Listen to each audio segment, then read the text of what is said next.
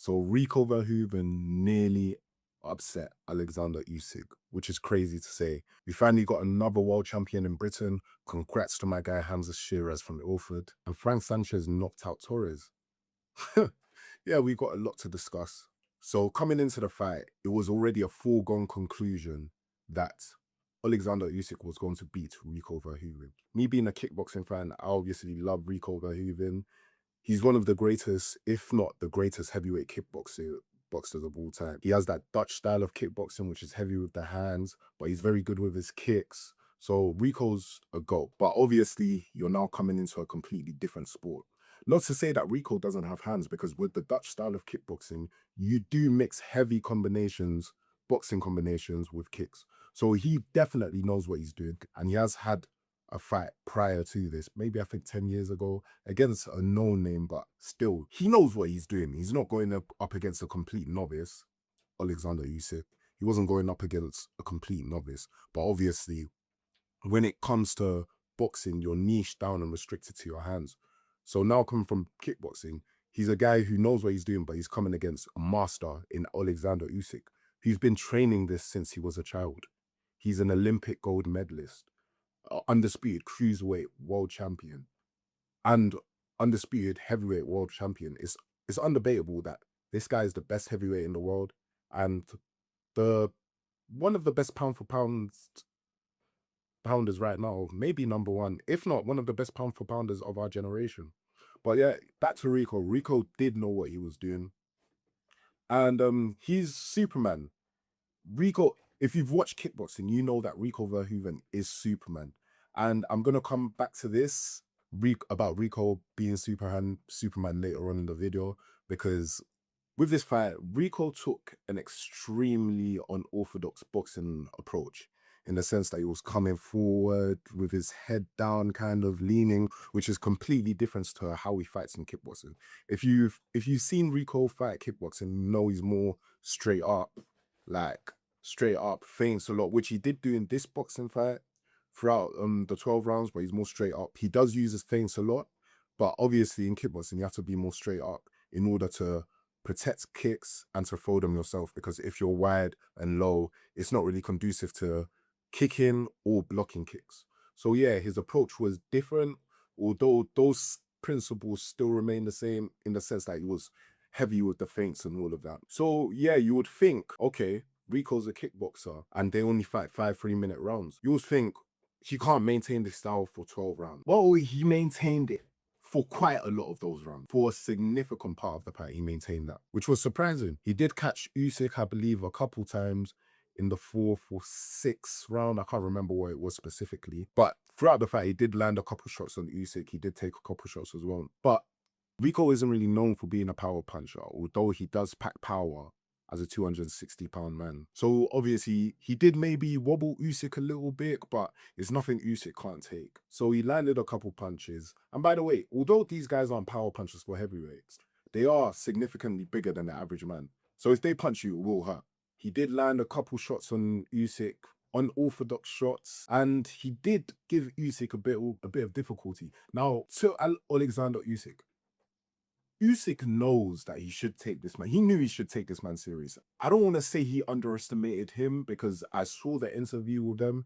He knows that Rico's a fighter and he's coming to win. He even said, for a person to do whatever sport, whether it's Muay Thai, kickboxing, or boxing, they have to be a crazy person. But wrestler, boxer, kickboxer, it's different. It's different people.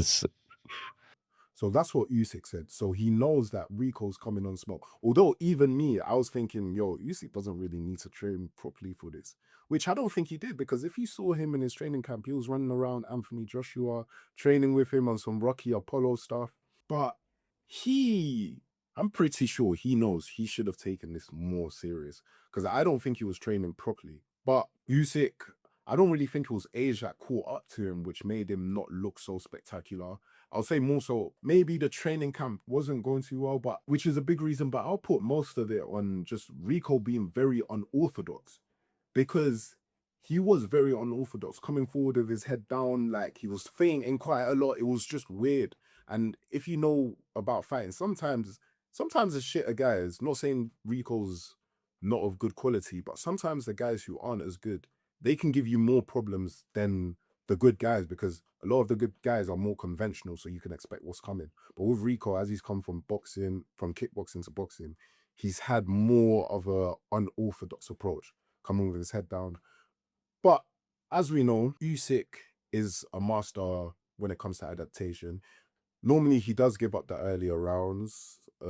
He's downloading information, and that head down style did eventually lead to Rico's downfall, in the sense where he got caught with an uppercut. It was a very nicely timed uppercut. He was getting caught throughout the fight by Usyk. I know I was talking about how well Rico done, but Usyk knows how to negate. When it comes to adversary, Usyk is no stranger to that. Adversary is no stranger to Usyk. Usyk knows how to adapt and deal with it.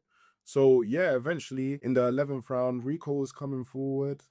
And yeah, he got caught with an uppercut. Obviously, got knocked down, 10 count. He got back up. And then Usyk unleashed a barrage on him. And he was still standing, but the ref decided to call it off after the buzzer in the 11th round.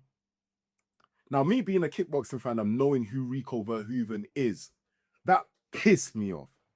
Because let me tell you, when I said Rico Verhoeven is real life Superman, he is the real life super. Bro, you can shoot a rocket at Rico Verhoeven, he's standing back up.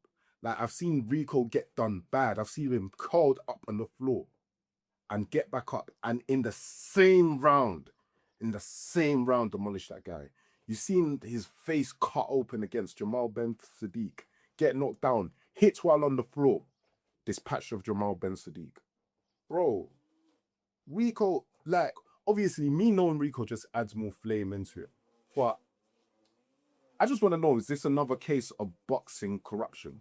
Like, it might be another case, because imagine what this looks like if a guy from a different sport comes in and beats your heavyweight champion. Because I believe that Rico would have gotten up and handled himself. Now, there is a chance that Usyk could have knocked him out, because as much as I'm saying Rico is Superman, this is boxing. This ain't kickboxing. Boxing is more dangerous in the sense where you absorb more headshots.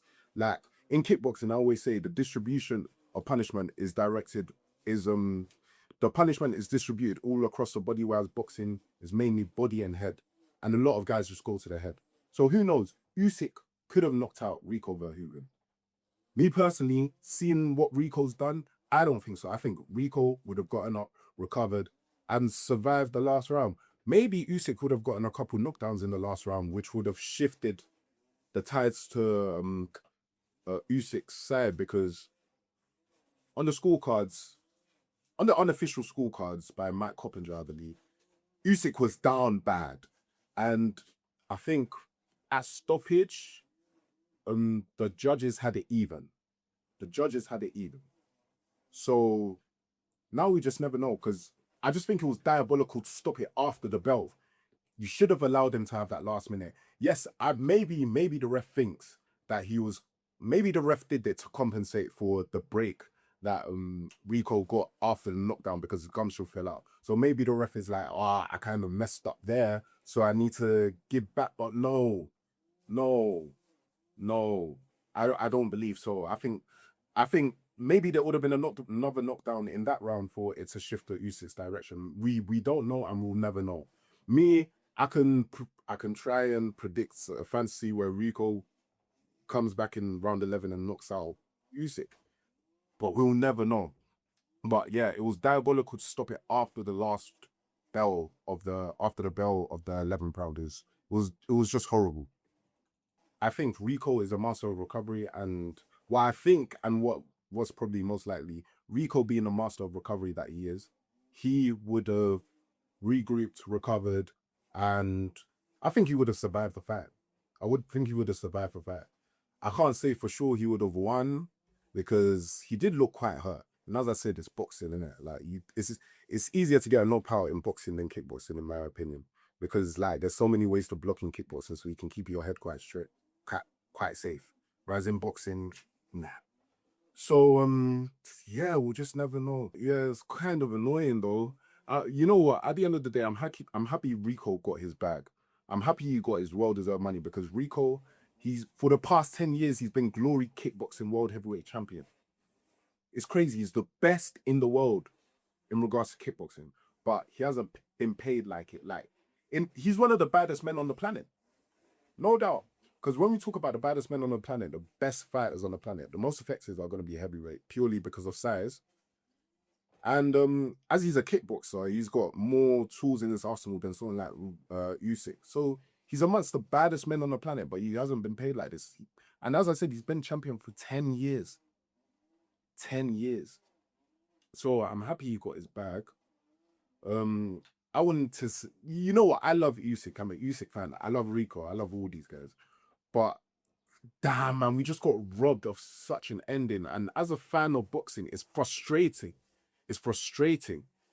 But as I said, it might come down to the corruption of boxing, because why are you going to let some Dutch kickboxer dethrone a undisputed champion? He ain't really a big name, because before this, a lot of boxers didn't know who Rico Verhoeven was, which just makes me irate, because Rico he's Superman. He's the best heavyweight kickboxer of all time, debatably, and guys don't know who he is. So yeah, man, like, I don't know. It was a good scrap. I know I spent most of my time talking about Usyk Rico, but I'm gonna touch upon the other fights. I didn't really watch them too tough. I just saw Hamza Shiraz get a quick knockout. My guy, Hamza Shiraz, come on, bro. Pakistan Zindabad, come on, my boy, bringing it back home to Britain. And Frank Sanchez. Frank Sanchez is he's been on my eyes since I watched him fight F.A. Jagbar back in 2021 under undercard of Fury, Deontay Wilder. Yeah, he's been a good fighter. Like, he's good with the body shots. He's quite agile as a heavyweight. He's just good fundamentally. He's Cuban, innit? So they got that good school of boxing. Obviously, he put down another American heavyweight. Damn, these American heavyweights, man. What's happening to you guys, bro? What's happening? We need another American heavyweight, bro. I've been seeing a lot of rubbish from the MMA community. They've been talking about the fight, trashing boxing, saying, a boxer can never come in the MMA ring and do this MMA. Listen, this is heavyweights. I'm not diminishing Usyk's skill, but the heavyweights aren't the most skilled boxers, because they can rely on other attributes such as power, and like Usyk, he can take advantage of his speed advantages that he has above the other heavyweights. I'm telling you, if Ilia Topuria was to come into boxing and fight Terence Crawford, he's getting done. If he was to fight Floyd Mayweather at his old age now, he's getting done. The skill levels go up as you decrease the weight to a certain point. So I'll say the most skilled weight class is 148 to 160. 135 to 160, yes. And not just that, actually. Yeah, I'll say most of the skills concentrated between 135 and 175. Yeah, because we've got Bibbo, Beterbiev, Benavides, who are pound for pound. And yeah, so if you had to get any UFC fighter in those weight classes and get them against a boxer, they're getting. So don't even come to me about MMA better than boxing. I don't like these conversations, MMA, because at the end of the day, all these MMA guys who talk about boxing, you're going to continue watching boxing. You just talk shit. And I don't get why people have so much pride when you are just a fan of the sport. Oh yeah, look at me. I'm an MMA fan. MMA is better than boxing. Like, bro, you're not competing. Why do you have so much pride to be a fan? Like, honestly, don't get twisted. There are times I'm like, yeah, it's nice to be a fan of boxing, but I'm not gonna belittle another sport. Like, come on, bro. Unless it's Brazilian Jiu-Jitsu. I will say this, after this fight, no debate, Terence Crawford is the best pound for pounder of our generation. I'm putting him above Usyk, because back when he was active in the ranks, I'll see Usyk above him. Sometimes Terence Crawford is number one, bro. I don't want to hear it. Terence Crawford is number one. Shout out to Usyk, you my guy. But of our generation, Terence Crawford, hands down, pound for pound best. So yeah, man, I was waffling for quite a bit. Let's see how long I went. 16 minutes. I always think I can't get videos this long because I feel like I'll start waffling, but I feel like I went on quite well. So yeah, that's a video from me, recorded from my phone, and yeah. So you guys who want to do this, just do it, bro. Just record your stuff, and yeah, man. I'm no one special in that. Obviously, I've got like 2 subscribers, but I love boxing, so I'm gonna keep on talking about this. Boxing and fighting. I'm gonna have a couple more videos loaded up. I'm going to do one on why kickboxing isn't that popular in the West, kickboxing slash Muay Thai, and I also want to investigate why there aren't that much white American boxers. Because you know what, I'm based in England. We've got a lot of white boxers, but I just want to know that why aren't there very many white American boxers? Like there might be a glaring reason, but I would want to investigate that. I'm just curious, innit? And yeah, we'll do more breakdowns and yeah. By the way, shout out my guys, a guy called Henry. I think he's the best boxing YouTuber on I was gonna say best boxing YouTuber on YouTube, but if he's a YouTuber, where else is he gonna be? And Ade Oladipo. Who else? Who else? Who else? G-Man's a good guy. Oh, Wade. Shout out them guys. Shout out them guys. You guys inspired. Love you guys.